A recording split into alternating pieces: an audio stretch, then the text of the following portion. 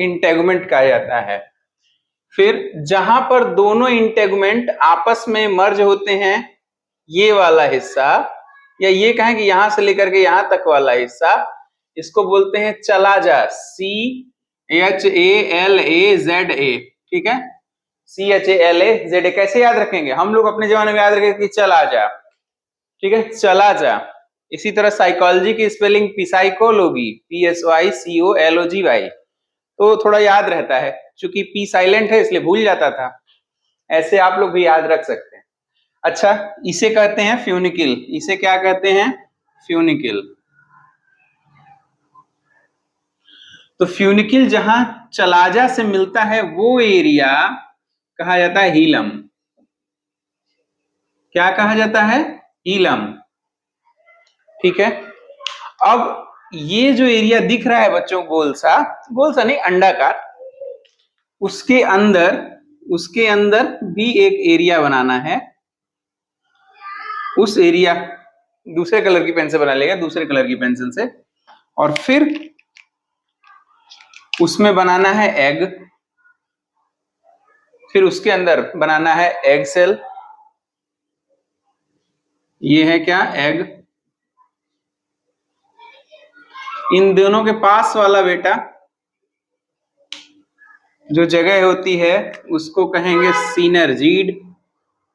ठीक है, इन दोनों के पास, एग के अगल बगल, दोनों को क्या कहेंगे? सीनर्जीड। सीनर्जीड। ठीक है, इसके अपोजिट में 3 कोशिकाएं पाई जाती है, 1 2 3 पाई जाती हैं, इसको कहा जाता है एंटीपोडल सेल। Antipodal cell.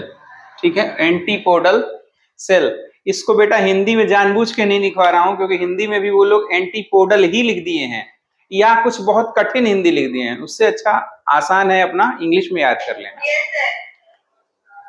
ठीक है भाई, माइटोकॉन्ड्रिया को सूत्र कणिका लिखने से बेहतर है कि माइटोकॉन्ड्रिया पढ़ लें। ऐसा कौन, आप लोगों ने कसम तो नहीं खा ली है कि अब हम हिंदी जीवन में इंग्लिश छुएंगे नहीं?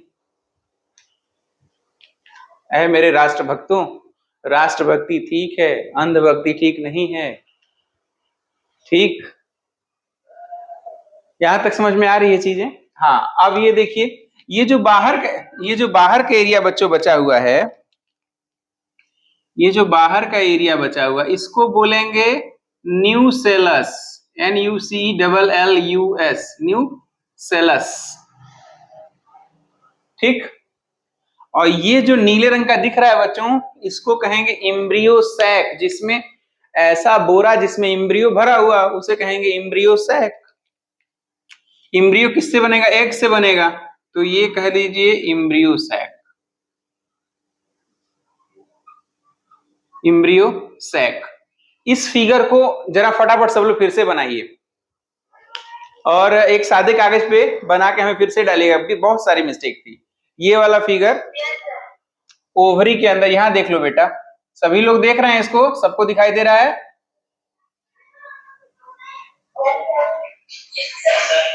तो ये है स्टिग्मा, ये है स्टाइल, ये है ओवरी। ओवरी के अंदर पाया जाता है ओव्यूल। ये मत कभी भूलना बेटा, ओवरी के अंदर पाया जाता है ओव्यूल। इसी ओव्यूल को बड़ा करके दिखाया जा रहा है, तो यहां लिख लेना फिगर शोइंग ओव्यूल। फिगर का मतलब चित्र, शोइंग का मतलब दिखा रहा है किसको? अंडाशय को, ओव्यूल।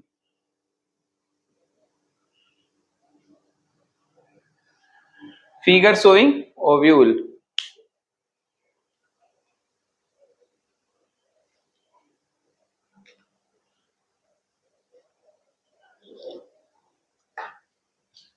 ठीक है, फिगर शोइंग ओव्यूल हो गया। यहां तक बना लो एक बार, छूटना नहीं चाहिए, क्योंकि जल्दीबाजी में आप लोगों को मिस्टेक हो रहा है।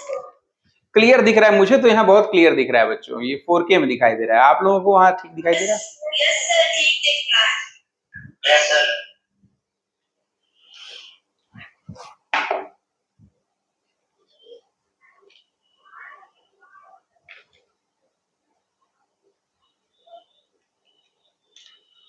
अब बच्चों बना लो, बना के बताओ कि बन गया कि नहीं। OVARY, ठीक है।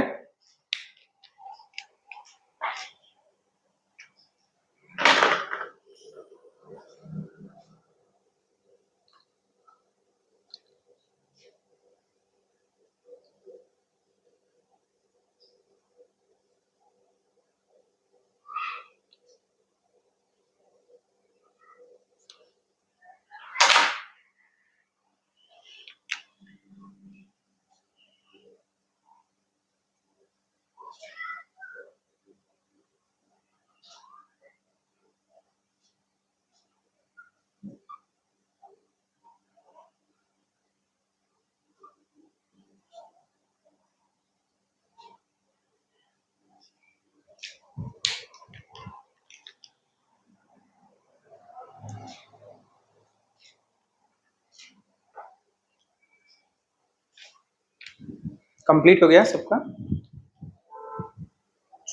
Yes sir. बाकी लोग थोड़ा टाइम लग रहा है क्या? Do it fast. Yes sir. ठीक है, बनाओ बनाओ।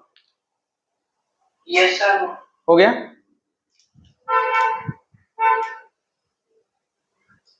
क्यों मधुर, हो गया?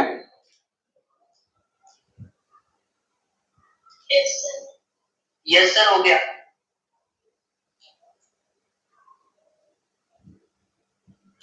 चलो,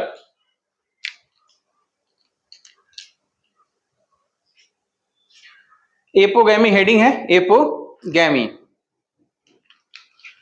जब भ्रूण का निर्माण मतलब एम्ब्रियो का निर्माण ओवरी के अलावा किसी भी एक सेल से हो जाए, किसी भी एक कोशिका या किसी भी भाग से हो जाए, ओवरी के अलावा किसी भी भाग से हो जाए। तो जब ओवरी से नहीं हो रहा है इसका मतलब कि ओव्यूल भाग नहीं ले रहा, ओव्यूल बाहर वाला, जब ये ओवरी से ही नहीं हो रहा है, इस ओवरी के अलावा किसी भी भाग से, पौधे के किसी भी भाग से एम्ब्रियो का निर्माण हो जाए तो उसको कहेंगे एपोगैमी। एपो का मतलब होता है विदाउट और गैमी का मतलब होता है fusion, without gametic fusion. Apogamy, without gametic fusion. ठीक, समझ में आ रही बात? लिखो। Yes sir. जब भ्रूण का निर्माण ओवरी के अलावा किसी भी दूसरे भाग से हो जाता है, जब भ्रूण का निर्माण ओवरी के अलावा किसी भी दूसरे भाग से हो जाता है तो इस प्रक्रिया को हम एपोगैमी कहते हैं। ओवरी के अलावा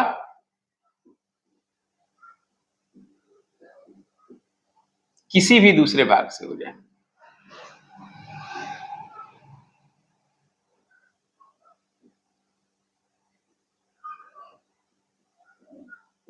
एम्ब्रियो का निर्माण हो। किसका निर्माण हो? एम्ब्रियो मतलब हिंदी में भ्रूण। Yes sir. ठीक, एपोगैमी हो गया बच्चों।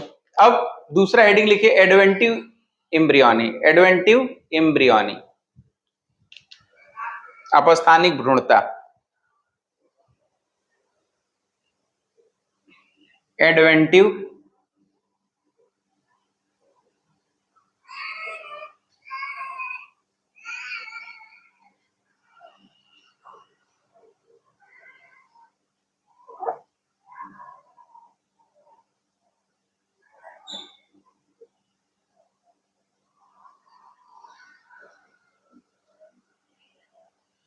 बच्चों, जब एम्ब्रियो का निर्माण या तो इंटेगुमेंट से हो जाए, या तो देखो यहां पे, या तो इंटेगुमेंट से हो जाए या फिर न्यूसेलस से हो जाए। न्यूसेलस से, या तो इससे हो जाए या फिर इससे हो जाए। एग से न हो, एग से न हो। वास्तव में होना किससे चाहिए? स्पर्म का हमेशा ओवम से फ्यूजन होना चाहिए, यह एकदम सत्य है, यही सेक्सुअल रिप्रोडक्शन है। लेकिन और भी मोड हम पढ़ रहे हैं कि इस तरह के नॉर्मल मोड के अलावा क्या हो सकता है। तो देखिए बच्चों, एक पहला हमने पढ़ा एपोमिक्सिस पढ़ रहे हैं, जिसमें हम मिक्सिस को अवॉइड कर रहे हैं। एपो का मतलब विदाउट, मिक्सिस का मतलब मेल और फीमेल गैमीट के मिक्स होने को। तो एपोगैमी उसके अंतर्गत पढ़ा हमने। एपो का मतलब होता है विदाउट, गैमी का मतलब होता है फ्यूजन ऑफ द गैमीट्स, जिसमें मेल फीमेल गैमीट फ्यूज नहीं करेंगे। यहां तक क्लियर हुआ? अब मेल फीमेल गैमीट नहीं फ्यूज किया गया तो बनेगा कैसे एम्ब्रियो? एम्ब्रियो जब तक बनेंगे तब तक हम मानेंगे नहीं कि रिप्रोडक्शन हुआ। किसी भी भाग से एम्ब्रियो बने लेकिन ओवरी से न बने, स्टिग्मा से बन जाए, स्टाइल से बन जाए चलेगा, लेकिन ओवरी से नहीं बनना चाहिए, तो उसको हम कहेंगे क्या? एपोगैमी। फिर दूसरा आ गया शब्द एडवेंटिव एम्ब्रियोनी। पहला था एपोगैमी, दूसरा था एडवेंटिव एम्ब्रियोनी। इसमें बच्चों हो जाएगा एडवेंटिव एम्ब्रियोनी में कि या तो एम्ब्रियो का निर्माण इंटेगुमेंट से हो जाए या फिर न्यूसेलस से हो जाए। ठीक, अगर इंटेगुमेंट का भ्रूण का निर्माण यानी एम्ब्रियो का निर्माण या तो इंटेगुमेंट से हो जाए या न्यूसेलस से हो जाए, तो इस प्रकार के एम्ब्रियोनी को या इस प्रकार के रिप्रोडक्शन को हम लोग एडवेंटिव एम्ब्रियोनी बोलते हैं। अपस्थानिक भ्रूणता, झूठी भ्रूणता, झूठी भ्रूणता लिख लो, लिखो। इस प्रक्रिया में भ्रूण का निर्माण या तो न्यूसेलस से या फिर इंटेगुमेंट से हो जाता है।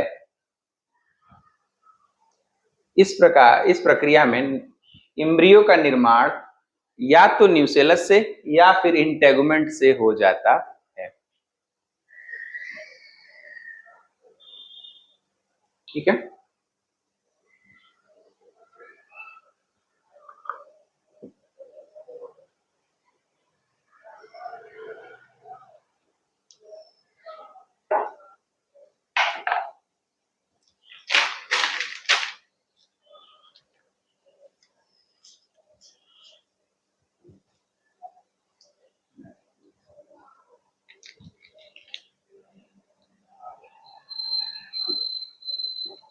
लिख लिया बच्चों? Yes, sir. Yes, sir.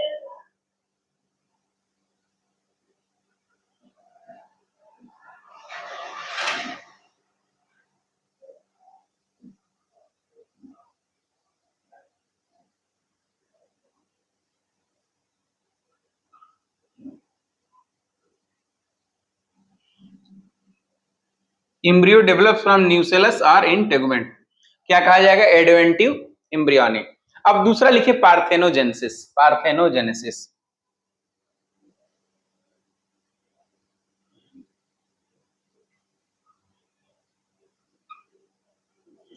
बच्चों ये बहुत अच्छी तरह से याद रखिएगा, पता नहीं कितनी बार पूछता है। कॉन्सेप्ट क्लियर है ना? अगर किससे हो रहा है? बिना फ्यूजन के हो रहा है, गैमीट के। ठीक है, ओवरी के अलावा किसी भी पार्ट से एम्ब्रियो बने, एपोगैमी। ठीक, चलाजा या न्यूसेलस से बन जाए तो क्या कहेंगे उसे? Adventive embryony. आपको देखिए परसों के दिन इतना बड़ा फिगर बनाया गया, आज ये फिगर सिर्फ इसलिए बनाया गया कि हम जब इंटेगुमेंट शब्द नाम लें, जब न्यूसेलस शब्द नाम लें, तो आपको न्यूसेलस पता होगी कहां पर है, इंटेगुमेंट किसे कहते हैं आपको पता है। क्या आज आपको इंटेगुमेंट और न्यूसेलस दिखाई दे रहे हैं, आपको पता है? Yes, sir. तो इतनी मेहनत सिर्फ आज के दिन के लिए 5 मिनट के लिए हुई। लिख लीजिए। तो पार्थेनोजेनेसिस में क्या होगा बच्चों? हाँ, जो बिटिया पूछी थी मुझसे ओवम और ओवा, वो आई है कि नहीं आई है आज? Yes, sir. Oh my. क्या नाम है बेटा? सुहानी होगी। सुहानी। ओवम और ओवा मैंने बताया था एक ही चीज है, परंतु ओवम शब्द सिंगुलर के लिए जब बहुत सारी चीज ओवा हो जाएंगी, जब बहुत सारे एग इकट्ठा होंगे तो उसे क्या कहेंगे? ओवा हो जाएंगे। ठीक है, वहां हम बात प्लूरल फॉर्म में कर रहे थे इसलिए हम ओवा इस्तेमाल कर रहे थे, इसीलिए मैंने कहा कि जो कह रहा हूं लिख लो। आज हम यहाँ पे ओवम शब्द इस्तेमाल कर रहे हैं, मतलब एक एग की बात करने जा रहे हैं, तो हम यहाँ पे OVUM ओवम की बात करेंगे। देखो ये एग है, एग दिखाई दे रहा है, ये वाला लाल वाला। Yes, sir. नॉर्मल कंडीशन में इसको मेल के स्पर्म से फ्यूज होकर के जाइगोट फिर एम्ब्रियो बनाना है। नॉर्मल कंडीशन में क्या होगा कि पहले यह जाइगोट बनाएगा, फिर क्या बनाएगा? एम्ब्रियो बनाएगा। एग स्पर्म से फ्यूज करेगा, जाइगोट फिर एम्ब्रियो, ये होना चाहिए। लेकिन अगर ऐसा हो जाए कि बिना स्पर्म के फ्यूज किए ही एग अपने आप ही एम्ब्रियो में कन्वर्ट हो जाए, तो इस प्रक्रिया को बोलेंगे पार्थेनोजेनेसिस। पार्थेनोजेनेसिस समझ में आ रही बात? जैसे किसी फीमेल फ्लावर में बिना सेक्सुअल रिप्रोडक्शन के ही एम्ब्रियो बन गया, एग से बिना फ्यूजन के ही एम्ब्रियो बन रहा है, तो उसे कहेंगे पार्थेनोजेनेसिस। लिख लो, बोल रहा हूं। पार्थेनोजेनेसिस प्रक्रिया में एग सेल बिना किसी फर्टिलाइजेशन या निषेचन की क्रिया से, पार्थेनोजेनेसिस की प्रक्रिया में एग सेल बिना किसी निषेचन या फर्टिलाइजेशन की प्रक्रिया के भ्रूण में कन्वर्ट हो जाता है। इस प्रकार की प्रक्रिया को पार्थेनोजेनेसिस कहते हैं। तो रिपीट कर दीजिए एक बार। इस बार देखो बेटा, याद करके थोड़ी बोल रहा हूं, जितनी बार बोलूंगा डिफरेंट हो जाएगा। सुन लो, मोटा मोटा समझ लो, अपनी भाषा में बना लेना। देखो क्या कह रहा हूं, मैं कह रहा हूं पार्थेनोजेनेसिस प्रक्रिया में एग बिना किसी फर्टिलाइजेशन प्रक्रिया के हुए एम्ब्रियो में कन्वर्ट हो जाता है, इसीलिए इसे पार्थेनोजेनेसिस कहते हैं। समझ में आ गई है बात? लिख पाओगे? जितनी बार मुझसे बुलाओगे उतनी बार डिफरेंट हो जाएगा बेटा, क्योंकि मैं याद करके तो लाइन बाय लाइन चल नहीं रहा है, और कोशिश कर रहा हूं कि आप लोग भी समझ लो कि एम्ब्रियो किसे एग से ही एम्ब्रियो बनेगा। कब बनेगा? जब नॉर्मल में मेल फीमेल फ्यूज करेंगे। अब नॉर्मल में मेल फीमेल नहीं फ्यूज कर रहे हैं, बिना फ्यूजन के ही एग सेल किसमें कन्वर्ट हो गई? एम्ब्रियो में, तो उसे कहेंगे पार्थेनोजेनेसिस। ऐसा आप लोग बहुत बार देखते होंगे। केला देखा है आप लोगों ने? केला में सामान्यतः आप लोगों ने बीज नहीं देखा होगा, देखा है बीज? केला खाते समय बीज आता है मुंह में? तो वो पार्थेनोकार्पिक फ्रूट है, पार्थेनोकार्पिक फ्रूट। कुछ पार्थेनोकार्पिक फ्रूट्स के नाम लिखवा दे रहा हूं, लिख लीजिए। जैसे बनाना, केला, एप्पल, पीयर, पपाया। पहले जमाने में बहुत सारा बीज होता था पपाया में, आजकल कहाँ आते हैं पपाया में बीज? तुरंत छिलते ही खाना शुरू कर लेते हैं हम लोग। तो क्या बोला था? बनाना,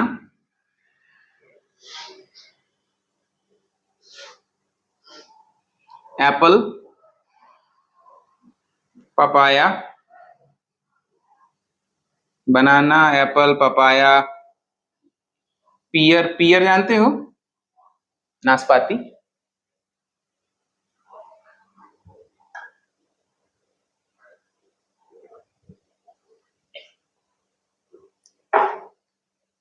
वो भी हो जाएगा। Guava, guava. चलो बेटा आगे सुनो, शुरू करें।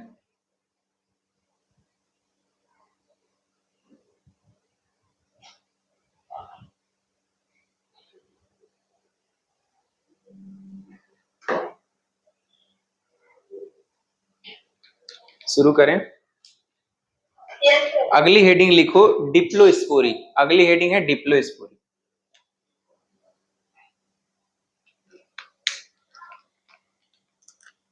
ये इसके एग्जाम्पल थे। ई डॉट जी डॉट का मतलब होता है फॉर एग्जाम्पल। स्मॉल में ई लिख दिया जाए, दिखाई दे रहा है ई डॉट जी डॉट? इसका मतलब जहां कहीं देगी फॉर एग्जाम्पल शब्द लिखे तो FOREXAMPLE लिखने की जरूरत नहीं है। हम लोग बायोलॉजी के स्टूडेंट हैं, हम लोग को स्मार्ट होना चाहिए। हम लोग ई डॉट जी डॉट को हम लोग लैटिन भाषा में लिखेंगे। इसका मतलब होता है एग्जाम्पली ग्रेटिया। एग्जाम्पली ग्रेटिया मतलब फॉर एग्जाम्पल। तो हम लोग जानते हैं ग्रीक, लैटिन, तो हम लोग लिखेंगे इस भाषा में। ठीक है? Biology student should be smart. अगर हम बेवकूफ हो गए तो फिर सारी जनता मर जाएगी, इसलिए हम बेवकूफ नहीं हो सकते। चलिए, पार्थेनोजेनेसिस हो गया। अब हमने बोला है आप सबको पर डिप्लोस्पोरी। डिप्लोस्पोरी, डिप्लोस्पोरी। इसमें लिखो, यदि भ्रूण का विकास मेगास्पोर मदर सेल से बिना मियोसिस की प्रक्रिया से ही हो जाता है तो उसे डिप्लोस्पोरी कहते हैं। मैं लिख देता हूं।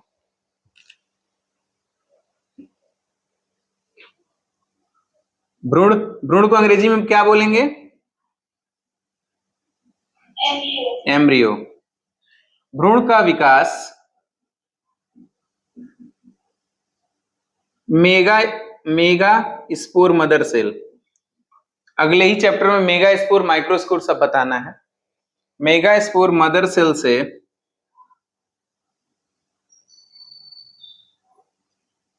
बिना मियोसिस की प्रक्रिया से हो जाता है।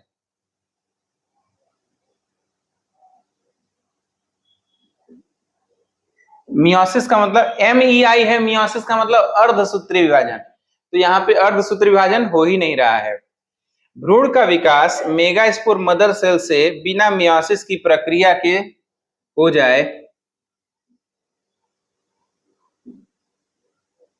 जाए तो इस प्रकार के रिप्रोडक्शन को या प्रजनन को डिप्लोस्पोरी कहते हैं।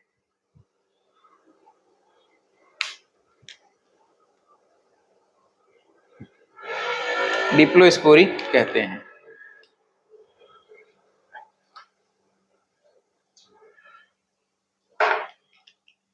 पांचवा लिखो एपोस्पोरी।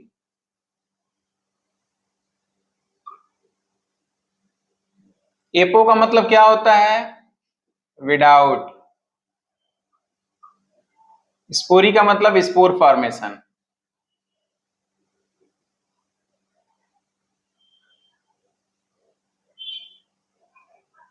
स्पोरी का मतलब होता है स्पोर फॉर्मेशन। लीची खाए हो? Yes sir. नहीं खाए हो? मार्केट में अवेलेबल है, आप लोग परचेस कर सकते हैं, ठीक है। हमसे इस तरह की आशा न रखें, ऑनलाइन क्लास में संभव ही नहीं है, ठीक है। मैं खा के दिखा सकता हूं। चलो, एपो का मतलब होता है विदाउट, स्पोरी का मतलब स्पोर फॉर्मेशन। तो बेटा जो लीची खाने के बाद बचता है हार्ड फूड, वो उसका बीज होता है। अच्छा चलो, आम खाए हो? Yes sir. आम जब खा लेते हो, जब ऐसे पूछ लेते हो, तो उसका कुछ हार्ड सा बचता है, तो वो उसका बीज होता है। हाँ, वो उसका बीज होता है, ठीक है। तो बिना बीज के निर्माण के अगर रिप्रोडक्शन हो जाए, या इम्ब्रियो का निर्माण कब हो? बिना बीज बने हो, ऐसा हो जाए तो उसे कहेंगे एपोस्पोरी। एपोस्पोरी। स्टार लगा के दो परिभाषाएं जरूर लिख लो बेटा। एक, तुमसे हमेशा लोग पूछेंगे कि फल की परिभाषा क्या है, तो fruit is the ripened ovary, पका हुआ ओवरी। ये जो ओवरी है पक जाए अगर, तो उसे कहेंगे फ्रूट। क्या कहेंगे? फ्रूट। और उसके अंदर जो बीज बनता है, बीज क्या है? Ovule. Ripened ovule is known as seed. Ripened ovule is known as seed. तो लिख लो fruit is the ripened ovary, star लगा के। कॉपी का ऐसे दिया होगा ना बेटा, देखो मैं कॉपी खुद भी रखा हूं तुम लोगों को पढ़ाने के लिए। मैं खुद, यहाँ वाला पोर्शन दिखाई दे रहा है आपको, इस पे स्टार लगा के लिखा करो, ठीक है। Fruit is the ripened ovary, RIPNED, ovary, ठीक है। और mature ovule is known as seed. Mature, अब ओवरी की बात तो हो गई, जो खाने वाला पोर्शन बनता है वो ओव्यूल से बन जाता है, लेकिन ओव्यूल के अंदर ओवरी से बन जाता है खाने वाला पार्ट, और ओवरी से क्या बनता है? सीड बनता है। ओवरी से क्या बनता है? सीड बनता है। तो लिख लो mature ovule is called as seed. लोग कहेंगे बीज किसे कहेंगे, तो आप कहेगा मेच्योर ओव्यूल को बीज कह देते हैं, सीड कह देते हैं। परिपक्व ओव्यूल को परिपक्व बीजांड को सीड कहते हैं या बीज कह देते हैं, ठीक है। ये दो याद कर लेना। मैं पूछूंगा फ्रूट क्या है, फ्रूट की परिभाषा लिखिए, तो आप लोग एक लाइन में लिखेंगे fruit is the ripened ovary. पकी हुई ओवरी को ही फ्रूट कहते हैं, ठीक। अच्छा, फिर बीज किसे कहेंगे? तो mature ovule is known as seed. Mature ovule is known as seed. यह क्यों बताया गया? क्योंकि मुझे एपोस्पोरी समझाना है। एपो का मतलब होता है विदाउट, एपो का मतलब होता है विदाउट, और स्पोरी का मतलब सीड बनना, बिना सीड बने ही एम्ब्रियो बन रहा हो। लेकिन जरा देखो बच्चों, सीड बनेगा किससे? सीड तो ओव्यूल से बनेगा, सीड तो ओव्यूल से बनेगा। तो अगर बिना स्पोर बने एम्ब्रियो निर्माण हो रहा है, इसका मतलब कि इस ये जो एम्ब्रियो सैक वाला एरिया इससे नहीं हो रहा है, फिर बचा क्या है? इसके बाहर का न्यूसेलस वाला एरिया बचा है। तो अब एपोस्पोरी की परिभाषा आपको समझ में आएगी। लिखिए, एपोस्पोरी में ये वाला लिख लेना 2 लाइन ऊपर, एपो का मतलब विदाउट, स्पोरी का मतलब स्पोर फॉर्मेशन। उसके बाद परिभाषा लिखो। मैं थोड़ा धीरे धीरे बोला करूं क्या? ज्यादा फास्ट हो जाता है? Yes, sir. No. कोई नो बोल दिया, कोई यस बोल दिया।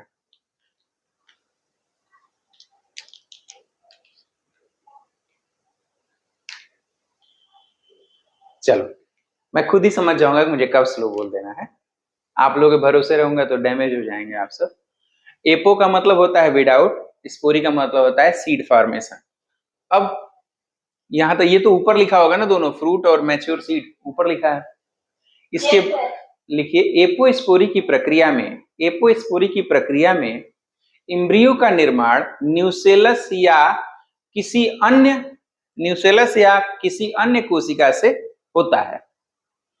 इम्ब्रियो का, एपोस्पोरी की प्रक्रिया में इम्ब्रियो का निर्माण न्यूसेलस या किसी अन्य कोशिका से होता है।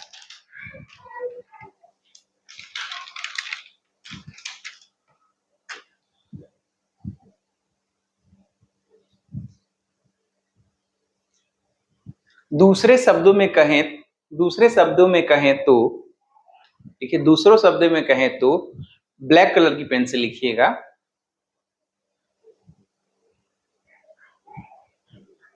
एपोस्पोरी की प्रक्रिया में, ब्लैक कलर की पेन से सभी लोग लिख रहे हैं ना? एपोस्पोरी की प्रक्रिया, एपोस्पोरी की प्रक्रिया में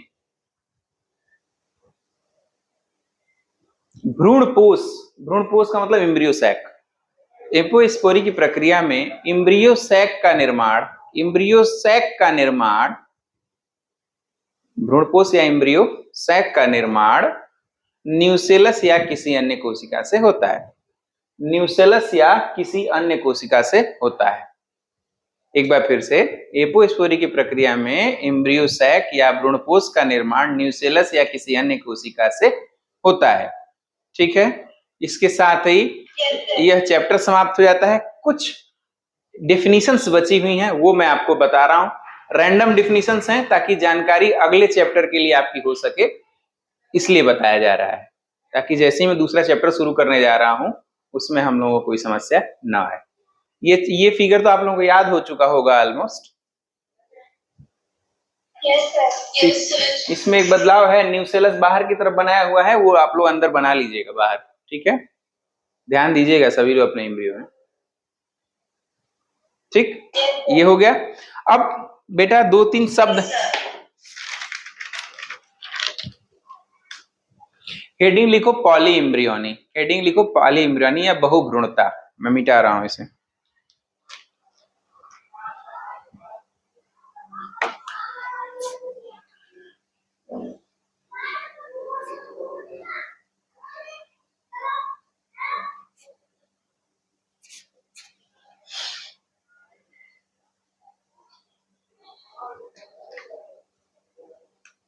पॉली एम्ब्रियोनी,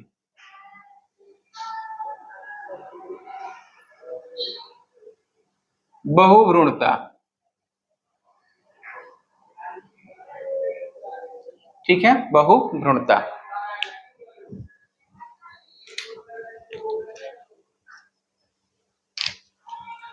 बच्चों, इस पूरे ओव्यूल में कितने एग दिखाई दे रहे हैं आप सबको? नंबर ऑफ एग कितने हैं? How many eggs are present in this ovule? 1। Anybody else? कोई और ट्राई कर सकता है? मुझे लगता है एक आध और हैं। इस ओव्यूल में कितने एग दिखाई दे रहे हैं आप सबको?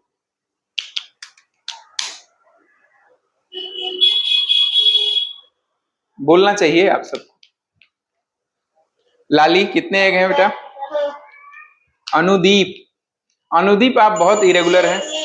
हाँ, एक है ना, सब लोगों का एक है, ठीक है।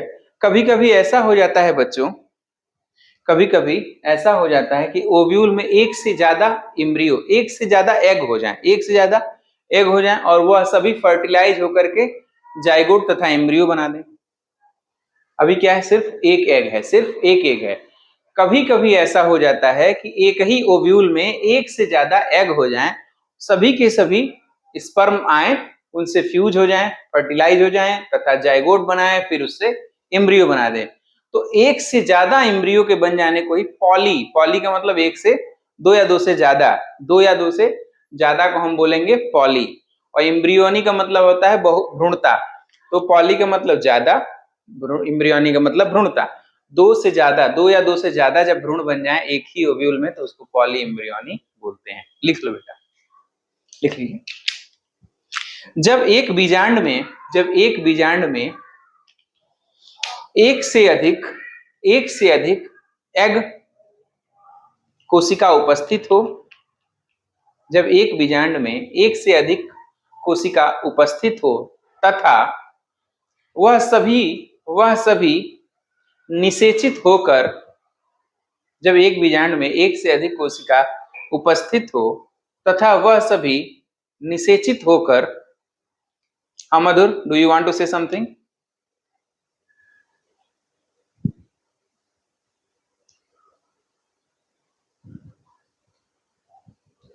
कहां तक लिख लिया बेटा? सर आपकी आवाज नहीं आ रही। आ रही है अब? आ रही है? Yes sir. बेटा नेटवर्क में आ जाओ, ठीक है। आगे लिखो।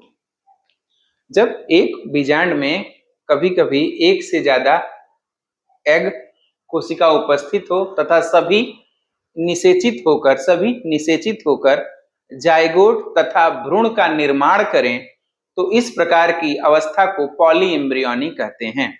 तो इस प्रकार की अवस्था को पॉली एम्ब्रियोनी कहते हैं, बहुभ्रूणता कहते हैं।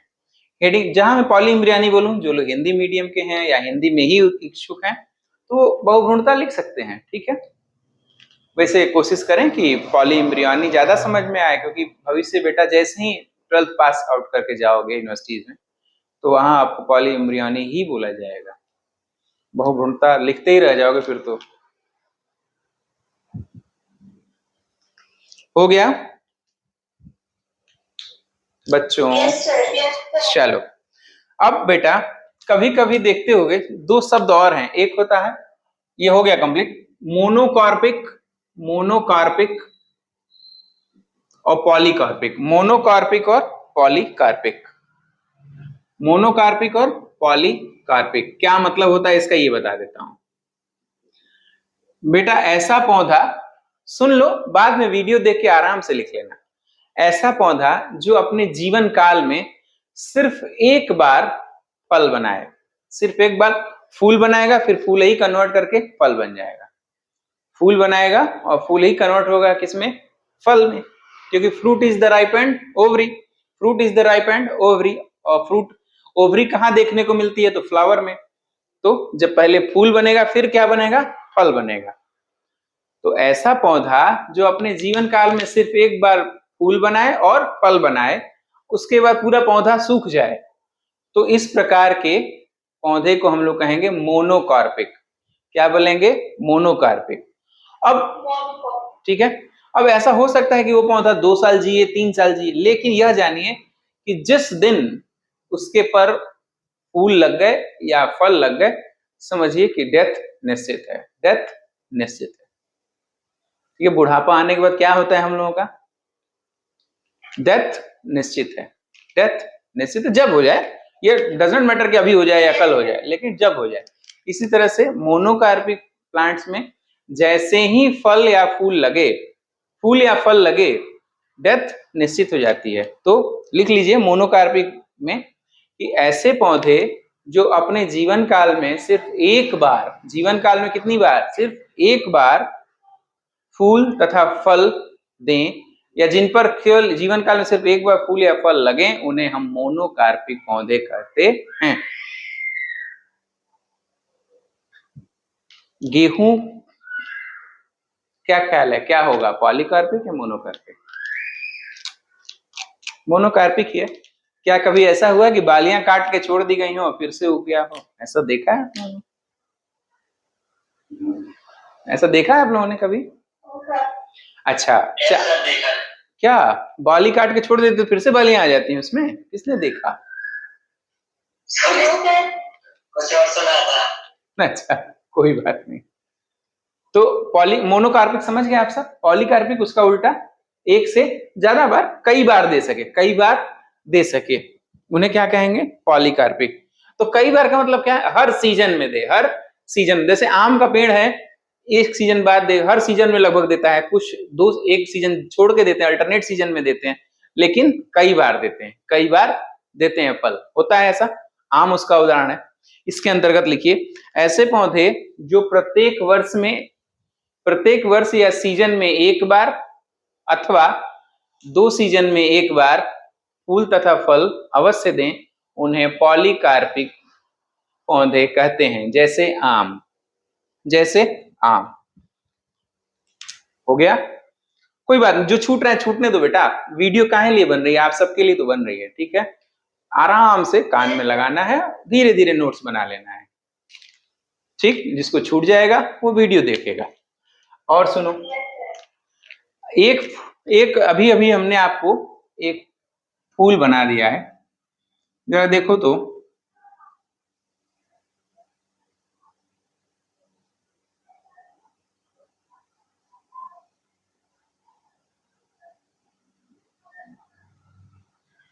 क्या बन रहा है बच्चों? ये क्या लग रहा है? फ्लावर। और ये क्या बना है?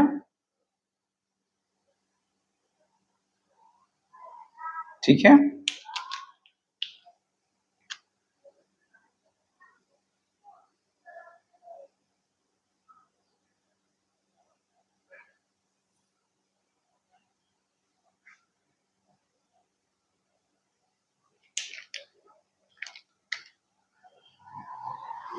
ऐसे ही रफली बना दे रहा हूं बच्चों। ऐसा फूल जिसमें मेल और फीमेल दोनों जनांग एक ही में पाए जाए, दोनों में मेल और फीमेल दोनों जनांग। मेल को कैसे बनाते हैं? ऐसे। और फीमेल को कैसे बनाते हैं? ऐसे। तो क्या इस फ्लावर में मेल और फीमेल दोनों नजर आ रहे हैं? No. Where are you? Where are you? क्या आपके यहाँ स्क्रीन दिखाई दे रही है? मैंने पूछा, ध्यान से सुनो, मैंने क्या कहा? मैंने कहा क्या इस फ्लावर में मेल और फीमेल दोनों रिप्रोडक्टिव पार्ट नजर आ रहे हैं या नहीं नजर आ रहे हैं? Yes sir. क्या यस? आगे बोलो तो। Yes sir. दिखाई दे रहे हैं कि नहीं दे रहे हैं? नहीं दे रहे हैं? अरे जल्दी बोलो। यस सर, दिखाई दे रहे हैं। दिखाई दे रहे हैं, ठीक है, दिखाई दे रहे हैं। इसलिए जिसमें ऐसे फ्लावर जिसमें मेल और फीमेल रिप्रोडक्टिव पार्ट दोनों अवेलेबल हो, एक ही फूल में हो, एक ही फूल में हो, उसे बाइसेक्सुअल फ्लावर बोलेंगे। बाइसेक्सुअल फ्लावर, इसको क्या बोलेंगे? बाइसेक्सुअल।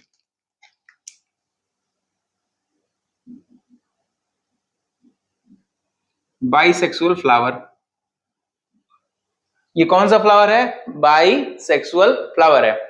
तो बाइसेक्सुअल का चिन्ह क्या होगा बेटा, जानते हो? ऐसे गोला बना लो, इसके ऊपर एक ऐसा तिरछा एरो दे दो, ये तो मेल हो गया, और इसी में फीमेल बना दो। इसका मतलब ये होता है कि एक ही फ्लावर है जिसमें मेल भी है और फीमेल भी है, ठीक है? इसीलिए इसे बाइसेक्सुअल फ्लावर कहते हैं। अच्छा बेटा, यदि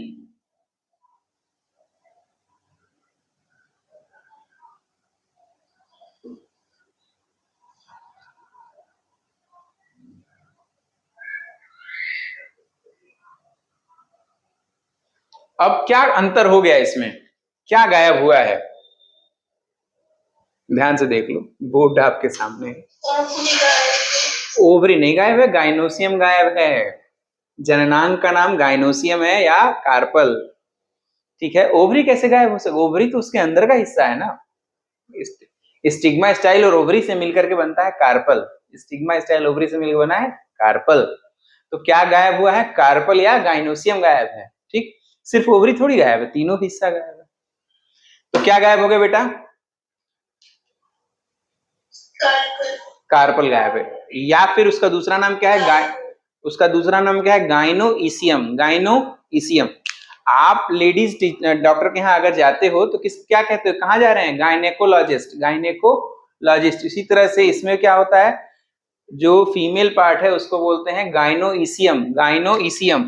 क्यों मैं गाइनोइसियम बोलूं, ताकि आपकी स्पेलिंग क्लियर हो। GYNO से गाइनो, और ई लगा देंगे, CIUM। देखो अंग्रेजी is not difficult, English is not difficult. हम क्या करें ना, अगर बहुत बड़ा शब्द है ना, उसको 2-3 टुकड़ों में तोड़ दो और फिर पढ़ो। मैं भी हिंदी मीडियम से हूं, आप सब जैसा हिंदी ही मीडियम का छात्र रहा हूं, कोई बहुत बड़ी चीज नहीं है इंग्लिश। 2-3 टुकड़ों में तोड़ के पढ़ लो। गाइनोइसियम, गाइनोइसियम। अच्छा, मेल प्लांट को क्या कहते हैं, एंड्रोइसियम। एंड्रोइसियम। तो मैं बताने चाह रहा था कि भाई ये गायब हो गया, तो ये फ्लावर कैसा हो गया, बाइसेक्सुअल नहीं। अब इस फ्लावर कहेंगे यूनिसेक्सुअल। अब इस फ्लावर कहेंगे यूनिसेक्सुअल।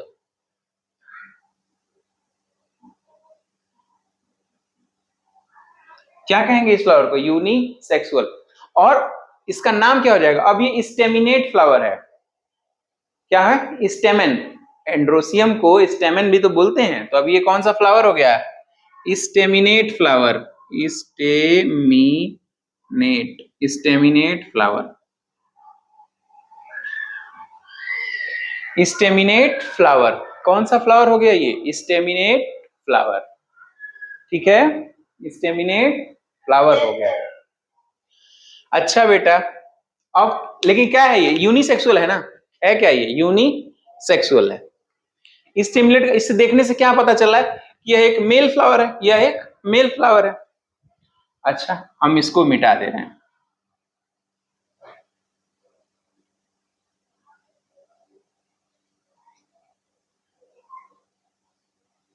तो तब कोई शैतान बच्चा रहे, वो कहेगा सर ये तो थर्ड जेंडर हो गया।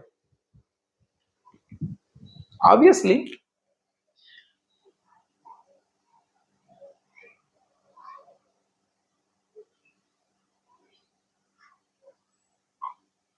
अब सिर्फ यही फ्लावर बचा, ये बचा है। स्टेमन गायब है, मेल जननांग गायब है, नर जननांग गायब है। अब क्या होगा, तो अब यह हो जाएगा पिस्टिलेट फ्लावर। पिस्टिल बजा हुआ है, इसको बोलेंगे पिस्टिलेट फ्लावर। कार्पल को 3 नाम से जानते हैं। कार्पल को माने फीमेल जननांग को गाइनोइसियम, कार्पर और पिस्टिल। गाइनोइसियम, कार्पल और पिस्टिल 3 नाम से जानते हैं फीमेल पार्ट को। मेल पार्ट को स्टेमन, स्टेमन से जानते हैं, एंड्रोसियम से जानते हैं, स्टेमन और एंड्रोइसियम से जानते हैं। तो ये यूनिसेक्सुअल तो है ही, क्योंकि इसमें एक ही पाया जा रहा है, और पिस्टिलेट फ्लावर है क्योंकि केवल पिस्टिल पाया जा रहा है। ठीक है, समझ में आ गई बात।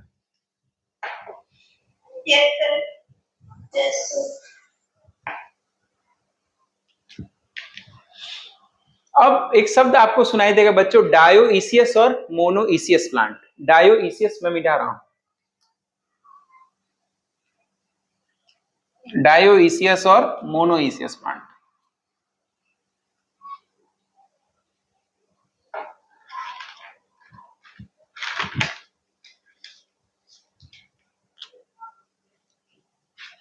डायो, ECIOUS, डायोइसियस और मोनोइसियस। डायोइसियस प्लांट और मोनोइसियस प्लांट।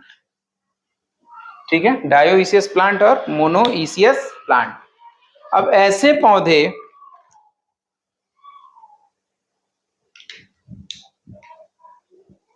ऐसे पौधे जिसपे मेल फ्लावर जिसमें सिर्फ स्टेमन लगा हो, पिस्टिल ना हो, और ऐसे पौधे जिसमें, ऐसे फूल जिसमें केवल गाइनोइसियम हो, दोनों एक ही पौधे पाए जाएं अलग अलग जगह पे। सुन लो,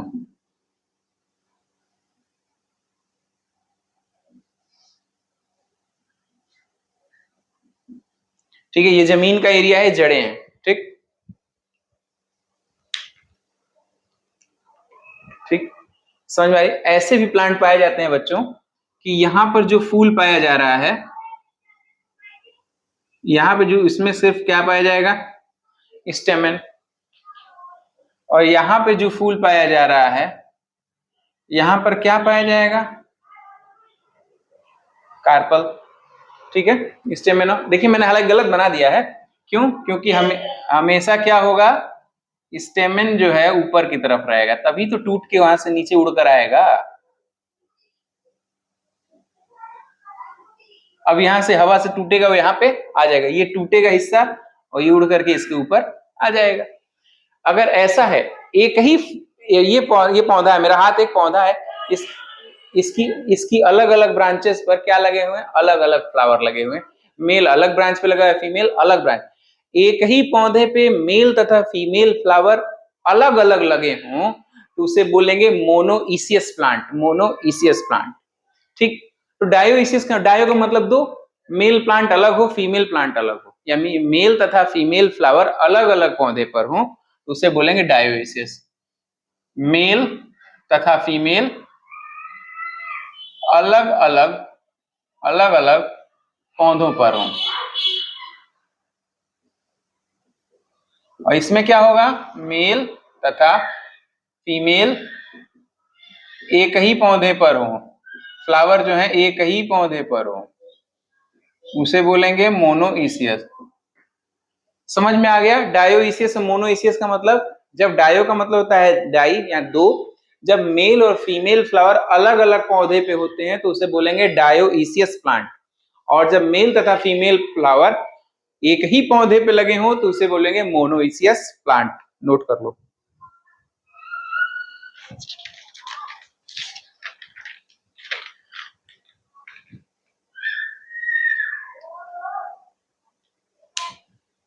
ठीक है, हो गया? समझ पा रहे हो?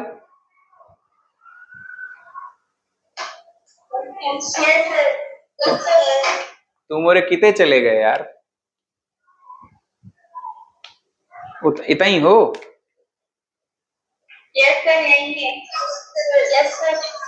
आओ, अब एक शब्द आपको सुनाई देगा, सेल्फ पॉलिनेशन, और दूसरा होगा क्रॉस पॉलिनेशन। सेल्फ पॉलिनेशन और क्रॉस पॉलिनेशन। ठीक है, पहले लिखो सेल्फ। देखो क्रॉस में क्या होगा,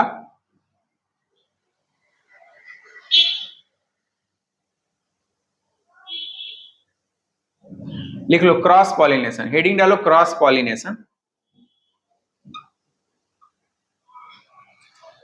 बच्चों क्रॉस पॉलिनेशन में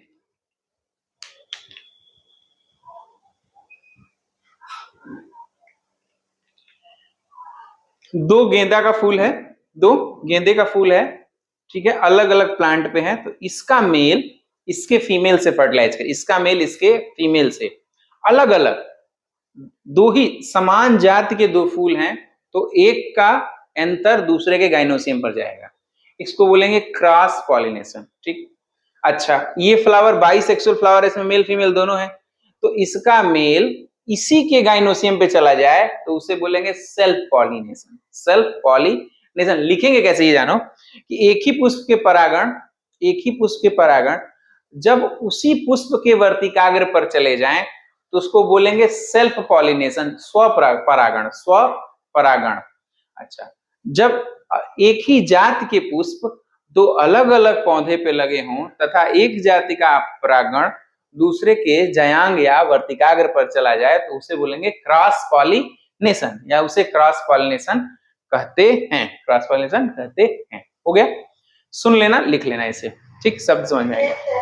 अब बात करेंगे फर्टिलाइजेशन की, भाई फर्टिलाइजेशन किसे कहते हैं? निषेचन की प्रक्रिया, मेल तथा फीमेल गैमीट के आपस में मिलने की प्रक्रिया को निषेचन कहते हैं। मेल तथा फीमेल गैमीट के आपस में मिलने की प्रक्रिया को निषेचन कहते हैं। बच्चों सामान्यतः जो निषेचन होता है वह होता है, निषेचन दो प्रकार के हो सकते हैं, बाह्य निषेचन, ठीक है, बाह्य निषेचन और अंतः निषेचन, बाह्य निषेचन और अंतः निषेचन। मिटा रहे हैं, लिख रहे हैं इसको। फर्टिलाइजेशन पूछेगा तो बता देंगे ना कि मेल तथा फीमेल गैमीट के आपस में फ्यूज होने की प्रक्रिया को निषेचन कहते हैं। अब फर्टिलाइजेशन भी 2 प्रकार के होंगे। फर्टिलाइजेशन भी कितने प्रकार के होंगे? 2 प्रकार के होंगे। एक्सटर्नल का मतलब बाह्य, एक्सटर्नल फर्टिलाइजेशन मतलब होगा बाह्य, बाह्य निषेचन,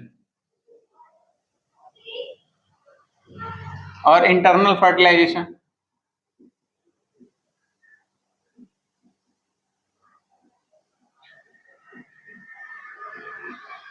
अंतः निषेचन।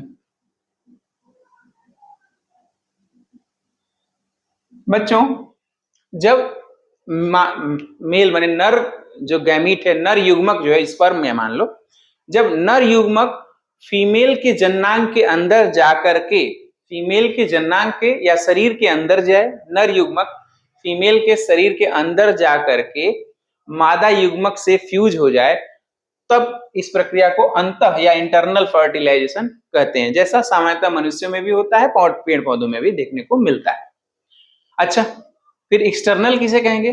बच्चों मछलियों में बहुत ज्यादा संख्या में फीमेल गैमीट जल में छोड़ दिया जाता है। जो नर मछलियां होती हैं वो भी क्या करती हैं? अपना शुक्राणु जल में छोड़ देती हैं बहुत ज्यादा संख्या में, और ज्यादा संख्या में इसलिए छोड़ते हैं कि मेल तथा फीमेल के फ्यूज करने की संभावना बढ़ जाए, संभावना या प्रोबेबिलिटी बढ़ जाए। वहां पर बाहर जल में, शरीर में, मादा के शरीर में नहीं फ्यूज हुआ, वो क्या हुआ? जल में फ्यूज हुआ, तो इस प्रक्रिया को कहेंगे एक्सटर्नल फर्टिलाइजेशन। इसमें ज्यादा मात्रा में प्रोड्यूस किए जाते हैं मेल तथा फीमेल गैमीट, जबकि इसमें कम मात्रा में प्रोड्यूस किए जाते हैं। एक दूसरी बात, इसमें एम्ब्रियो सुरक्षित है, जाइगोट सुरक्षित है, क्योंकि माता के गर्भ में है। इसमें क्या है? बाहर है, जैसे ही फर्टिलाइज किया कोई तीसरा दुश्मन प्रेडिटर बैठा हुआ है, वो प्रेडिटर आके खा जाएगा, इसलिए यहाँ पे ज्यादा मात्रा में प्रोड्यूस किया जाता है स्पर्म और ओवा। स्पर्म और ओवा को, ओवम को नहीं, क्योंकि ओवम सिंगुलर को कहते हैं, ओवा प्लूरल कहते हैं, स्पर्म और ओवा को। क्लियर है सबको? इसी के साथ ही यह चैप्टर समाप्त होता है। हमारे 2 चैप्टर समाप्त हो चुके हैं। अब हम अगला सेकंड चैप्टर पे चलेंगे, जिसमें है सेक्सुअल फर्टिलाइजेशन या सेक्सुअल रिप्रोडक्शन इन फ्लावर। ठीक है, पौधों में, ये पौधों में सेक्सुअल फर्टिलाइजेशन या सेक्सुअल रिप्रोडक्शन को हम लोग कल पढ़ेंगे। आज के लिए बस इतना ही। किसी को कुछ पूछना हो तो स्वागत है आप सबका।